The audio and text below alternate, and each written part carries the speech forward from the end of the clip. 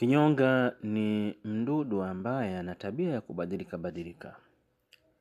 Katika kipindi chote kinyonga anapokuwa yu katika majani au miti, basi hubadilisha rangi kulingana na mazingira husika. Kiufupi ni mdudu wa maajabu, lakini siri nyingi za mdudu huyo azijua aliyemuumba huyo kinyonga. Hakika kubadilika ni sehemu ya maisha ya mwanadamu.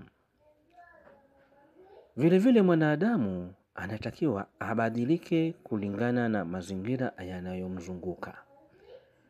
Kinyonga hubadilika ikiwa ataingia katika mazingira mazuri yenye miti ya kufurahisha, basi hubadilika kutokana na hali aliyoingia katika hali hiyo. Lakini vile vile hata mwanadamu vile vile anatakiwa pia abadilike naye kutokana na mazingira ambayo anayokwenda. Watu wengi hili hawalijui kwamba mwanadamu pia anatakiwa aige maisha ya kinyonga ya kubadilika badilika.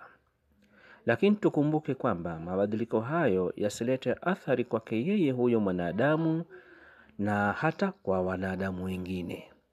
Kinachotakiwa hapa ni mabadiliko yenye kuleta tija kati ya huyo mwanadamu na wanadamu wengine. Mabadiliko ni muhimu sana katika maisha ya mwanadamu ya kila siku, kiasi kwamba asiyelijua hilo basi hubakia katika mazingira magumu.